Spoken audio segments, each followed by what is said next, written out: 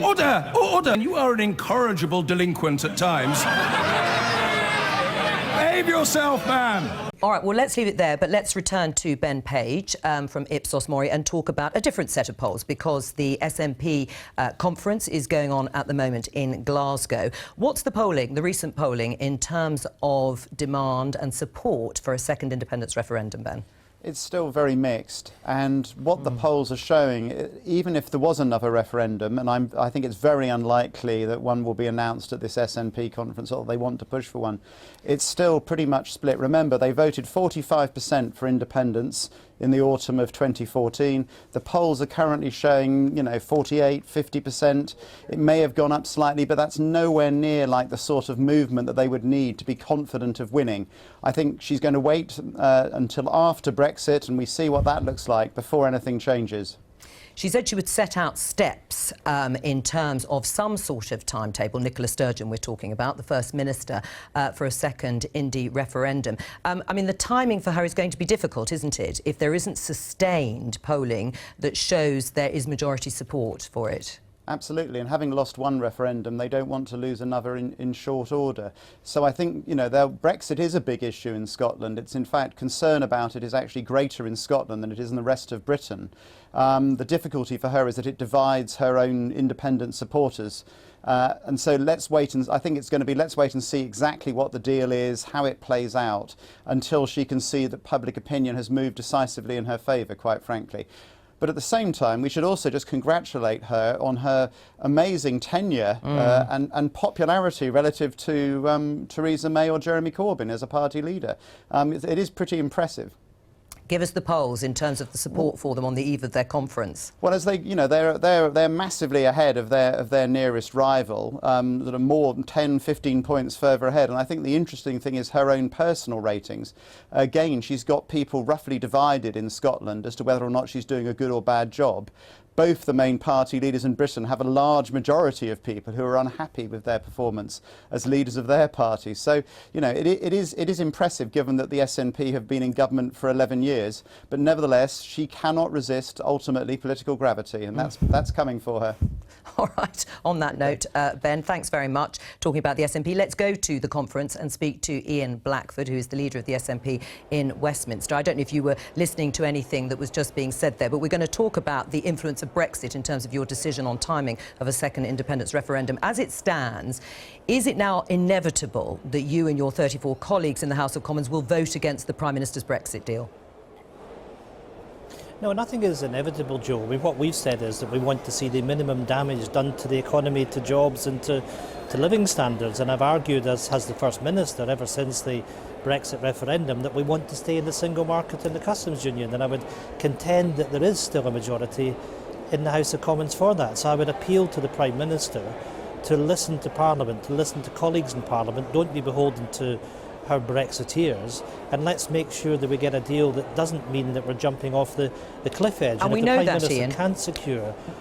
We know that. We know that's your position. But let me say again, there is no evidence, and it is almost unlikely to 100% that that's going to be on the table, staying in the single market and the customs union. And Nicola Sturgeon and you have just underlined that as your bottom line. So I say again, you won't be voting for that deal. Let me answer the question. I'm going to work tirelessly to make sure we can do that. I'm not giving up on that. If we cannot secure that, then we will not go through the lobbies supporting Theresa May in a deal that's going to send people onto the dole. We won't do that. We've got a responsibility to stand up for the interests of the people of Scotland, and that's what I and my colleagues at Westminster will do. Right, so you'll vote against the deal, which could mean that no deal, which you see as crashing out, would be a damaging and horrific outcome for Britain. But how will you explain to the people of Scotland that you will have helped a vote that delivers no deal and leave them exposed?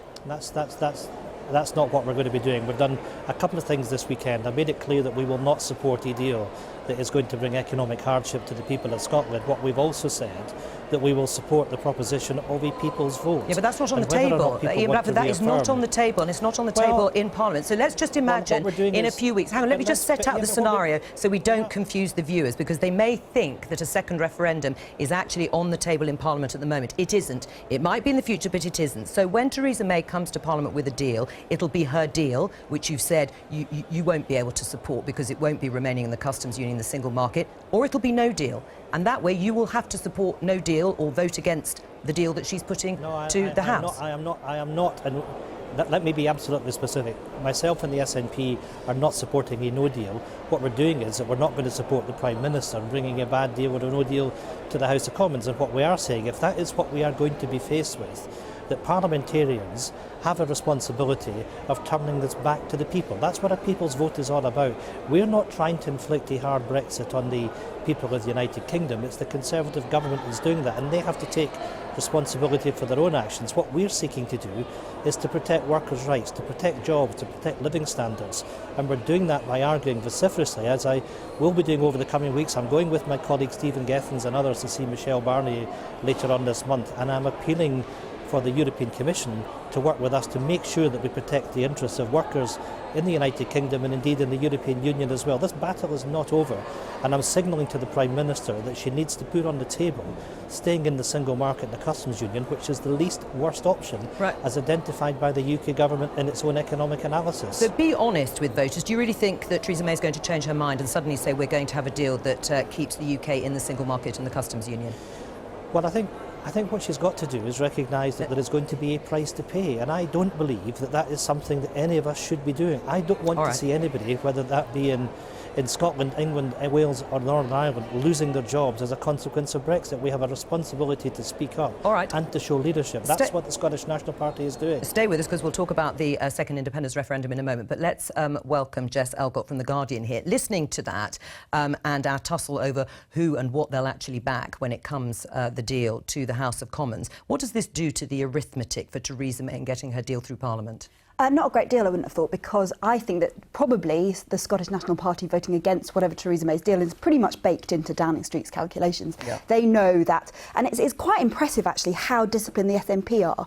We talk about, you know, how we might have Labour leavers who might be peeled off, some who are kind of have got very Leave constituencies who might decide to vote, you know, to abstain on it. But the SNP, I mean, even the Lib Dems had once had a couple of rebels. Even the Lib Dems? Yeah. So, well, two of them. They didn't turn up once.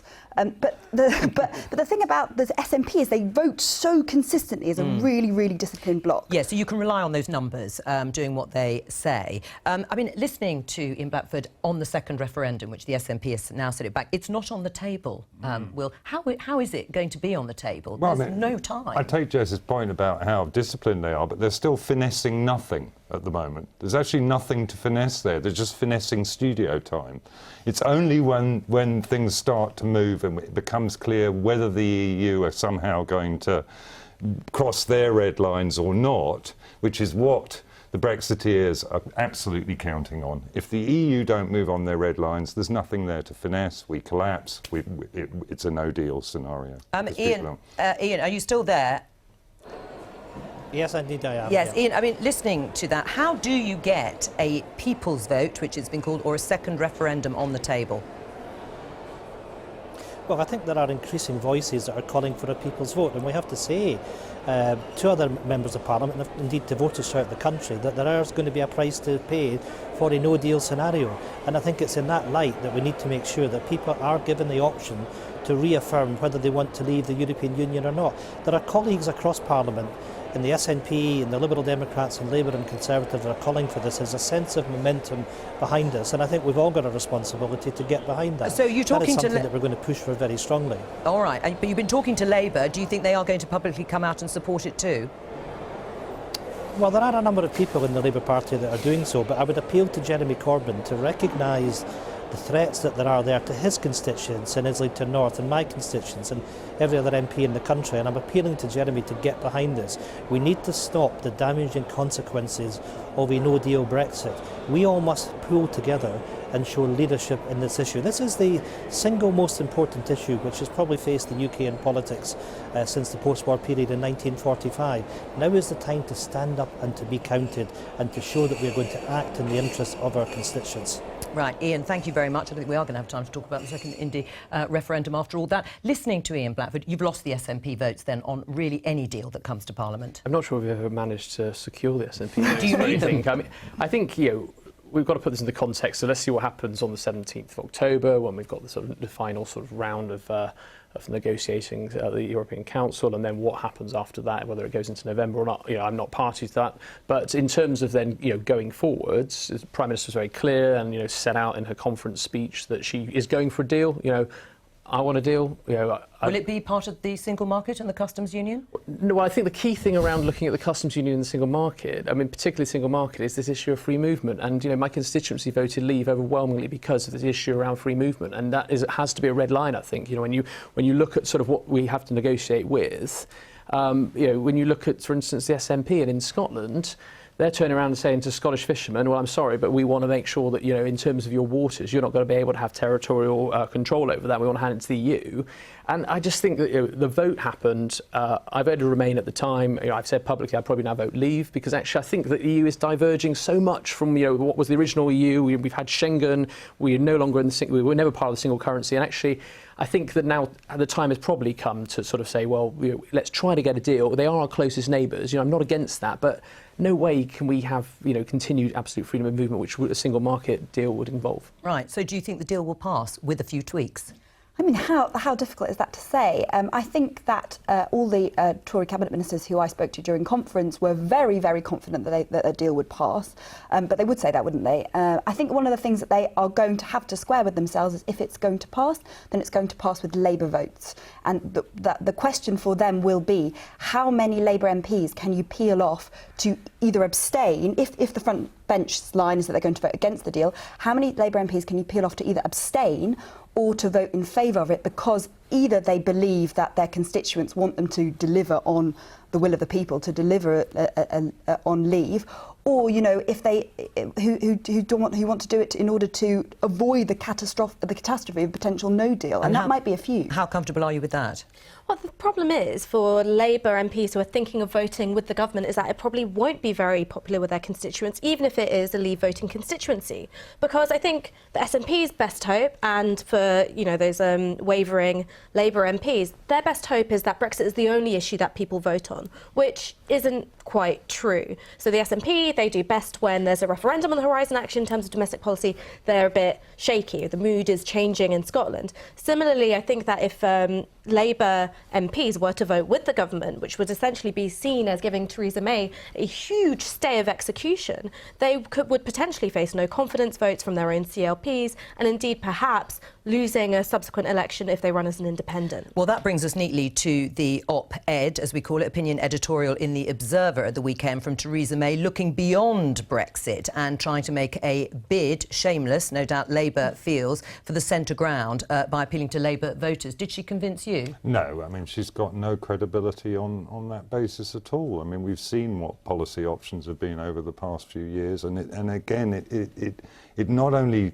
fails to re-establish a zone that's kind of free from Brexit, that transcends Brexit, it actually undermines her position on Brexit as well. It's a sort of double own goal, I'm afraid, by Theresa May. Yeah, I think she was still basking in the afterglow of the dance on stage. Oh, the dancing queen. It might have been a bit bold. I think it's not necessarily the worst move overall. It's a weird time to pitch for it, I think, because she's sort of like gone over the top. I think politics at the moment is very much like trench warfare in 2018. There's these tiny incremental movements backwards and forwards, and until you get past Brexit, at such a point it might be that there are. I mean, I tour around the country. There's a lot of old-fashioned, old-school Labour supporters who would never vote for Jeremy Corbyn, and that business might be there for the Tories at some point. I don't think it's now. And I absolutely agree. And now is the time when, as a Conservative Party, you know, Brexit will be done next year, and obviously it'll still be a process, but I passionately believe, I didn't go into politics just to talk about Brexit and Europe all the time. It's looking at sort of what we can do to deliver domestically on individual people's lives. And actually, there is a huge areas out there. I mean, with respect to Will, we're not probably the type of Labour voter we're looking for, but there's people up in the north. Who are you looking for? There are people who were traditionally working class people who voted Leave because they wanted hope. Brexit was the change vote in 2016, and if the party is able to demonstrate how they would bring that change apart and actually demonstrate in areas which have lost a sense of place, lost a sense of community. The Conservative Party is about community and actually how we can deliver for that for the future. But Will said there was no credibility in what's being offered by Theresa May, even on the domestic front. I mean, how can you claim that austerity will be over anytime soon? Well, I think you've seen the overwhelming benefit that has been brought about by getting the deficit under control. We were, and Theresa May set it out very clearly in her speech, we were spending £1 every 4 on just debt interest. That's now money that once that's paid off, we can be spending it back on public services. We're investing £20 billion in the NHS a year, and we need to look at how... We still don't know how that's going to be paid for. There is a long-term plan to deliver that, and social care will be a critical point. Scotland's First Minister Nicola Sturgeon says the Scottish National Party will vote down any Brexit deal that would see the UK leave the EU single market and the customs union. At her party's conference in Glasgow, she also said that her 35 MPs would back a so-called people's vote, a second referendum on EU membership. Here's our Scotland editor, Sarah Smith. Anyone here hoping to learn when there might be another independence referendum has come to the wrong place. But there is another vote on offer. The SNP will support a second referendum on Brexit. I don't think it would be right for us to stand in the way of people elsewhere in the UK getting the chance to change their minds. And it would also, I think, be odd for us to not grasp an opportunity for Scotland to reaffirm its vote to remain in the EU. You've got no guarantees you won't have the same outcome you did in 2016. Scotland votes to remain, but it's outnumbered by the votes in the rest of the UK. What could you do about that? I've been very frank, it doesn't necessarily solve the problem Scotland found itself in. Yes, we can look at options that might protect Scotland's position, but fundamentally, the only real protection for Scotland against having decisions imposed on us against our will is for Scotland to become independent. The SNP and the Education Secretary have a more immediate problem. The school tests he's introduced for 5-year-olds were voted down by the Scottish Parliament last month. These parties have no right to play politics with the education of children and young people in Scotland. But will that parliamentary defeat change the policy? We'll come forward with a proper consideration of Parliament's views, but also what we consider is necessary to continue that progress in education. But it would be easy for you now to say you'll set out the details later, but you agree with the Scottish Parliament to halt primary 1 testing because that's what they voted for, and you think that parliamentary votes should be upheld. Well, look, we will reflect the parliamentary vote, we will reflect on the parliamentary vote, but we are considering how best to move forward. So you're considering defying the parliamentary vote? You can carry on with this for as long as you like. I'm not going to say any more than I have. I believe very strongly that it is wrong to allow children to get to perhaps primary 4 or primary 7 before we have an understanding of whether they're falling behind and need extra help. This poses something of a dilemma for the SNP. They insist the will of the Scottish Parliament should be respected when it votes for an independence referendum, so it's hard to ignore it when they vote against one of their key policies. And education is the main priority for the SNP. At conference, they care deeply about the push for independence. Voters care about what happens in Scottish schools. Sarah Smith, BBC News, Glasgow. Now, the Scottish National Party conference is underway in Glasgow, and John Snow is there for us tonight. John. Welcome to Glasgow, where the SNP's Westminster leader has warned that the party will cause maximum disruption to the UK government if the Brexit deal treats Scotland as a second-class nation. Ian Blackford made the threat on the conference floor today, but the SNP government has also been having to defend its record of 11 years in power here. NHS waiting times and school standards have both fallen behind in recent years, and as this programme revealed earlier this year, drugs deaths in Scotland are higher than any other country in the EU. In a moment, we'll hear from the First Minister Nicola Sturgeon. But first, here's our Scotland correspondent Kieran Jenkins with the day's debate here at the SNP conference. Scotland will be an independent nation. When you have the second biggest membership in the country, you can book a hall this big, you can supersize the backdrop. But what do you say on the issue that defines your party? The answer, perhaps not what many here were hoping for. Nicola Sturgeon has urged patience on a second independence referendum, while pledging support for a public vote on the final Brexit deal. There is a space, then, to be filled with the party's other priorities. In Scotland, there hasn't been the unprecedented protests of head teachers in England. But it's been a year in which the SNP, under pressure, abandoned a bill that promised the most radical shake-up of schools since devolution. Does it feel like there's a clear vision, a clear plan?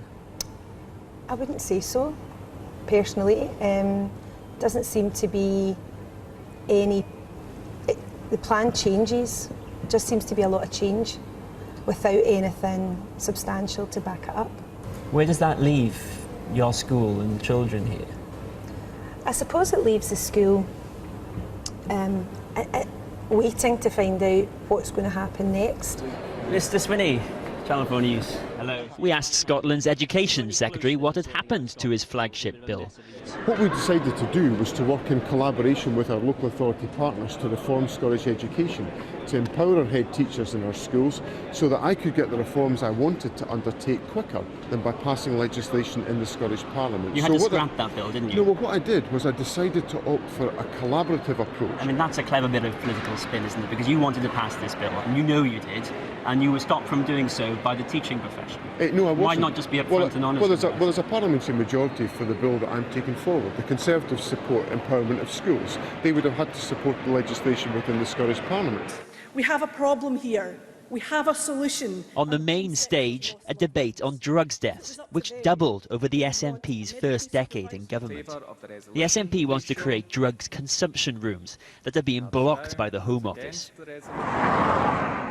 But earlier, Nicola Sturgeon accepted responsibility for the crisis, which saw 934 drugs deaths in Scotland last year, higher than anywhere in the EU.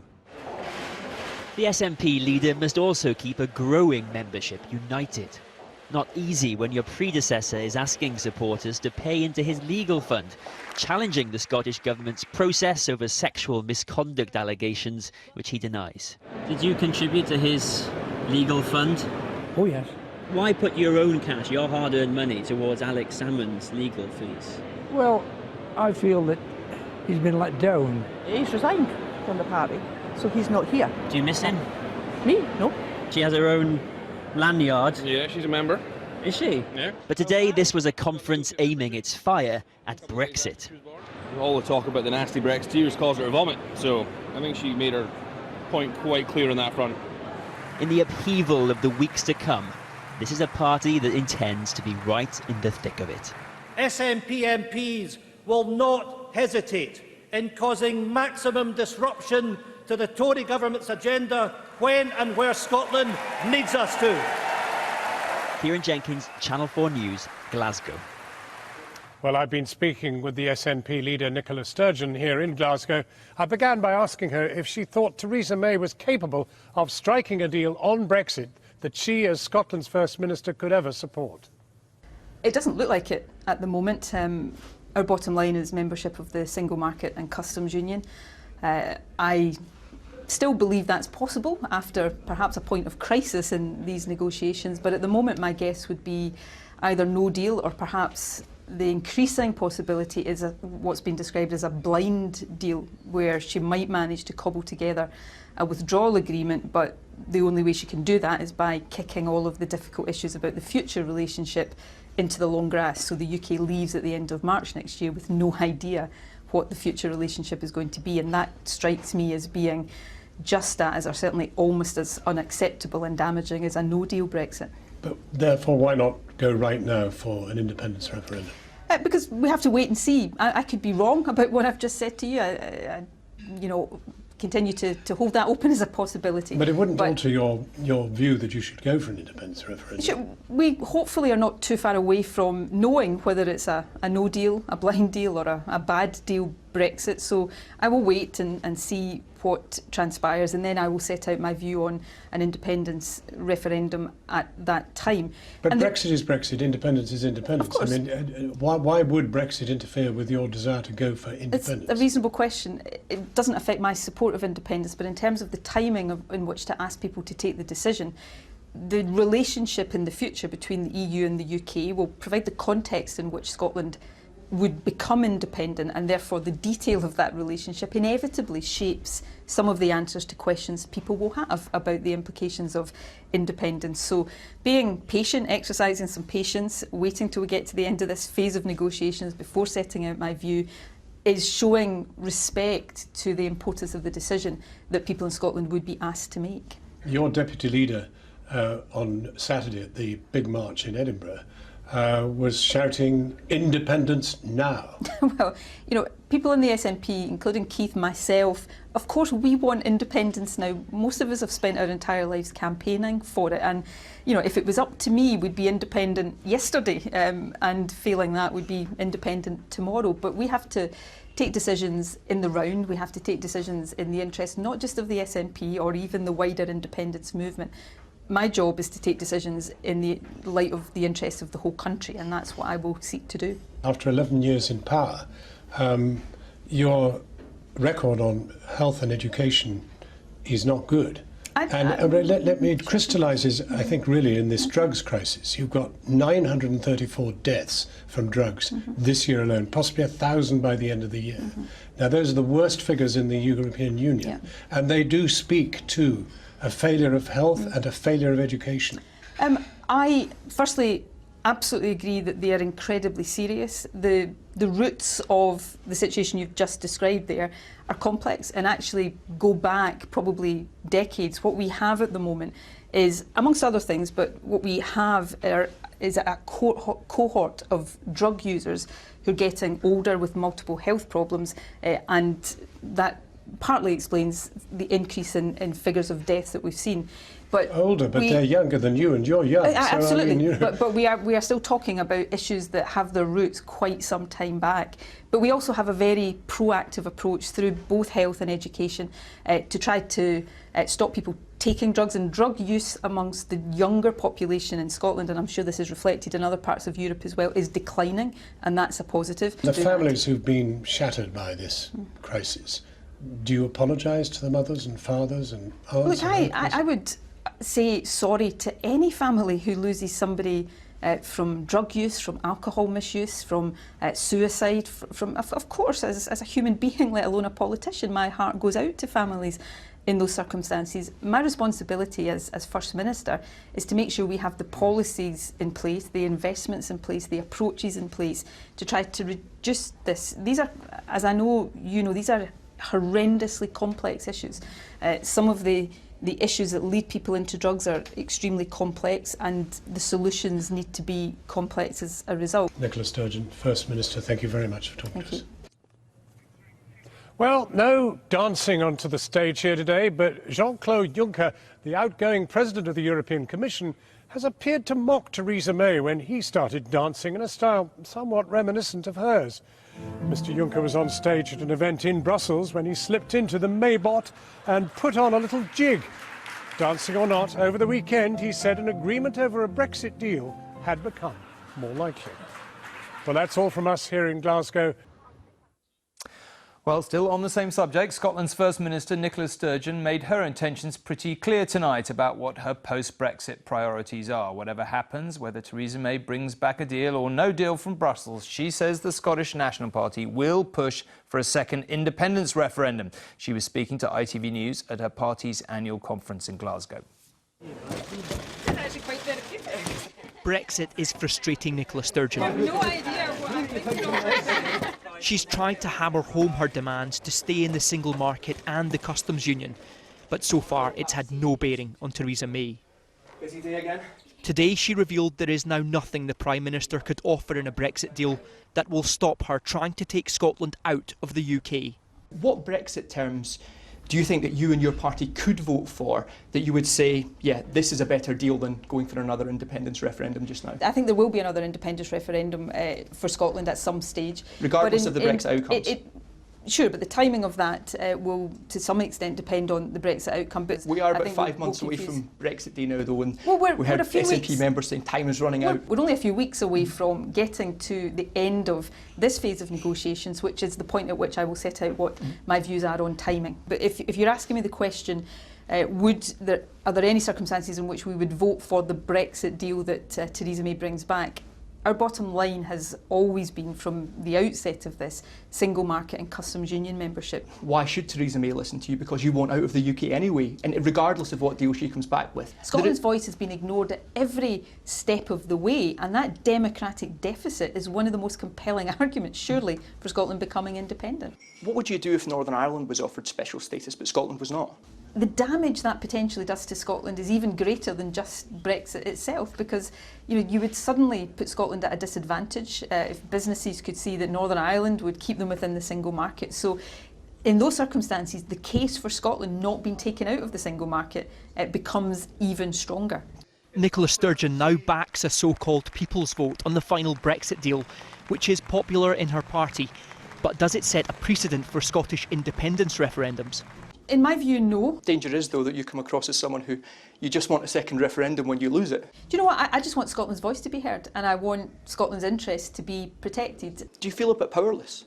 We do not have the influence we should have as a country, because our voice is lost in the bigger UK, and I think that has profound implications.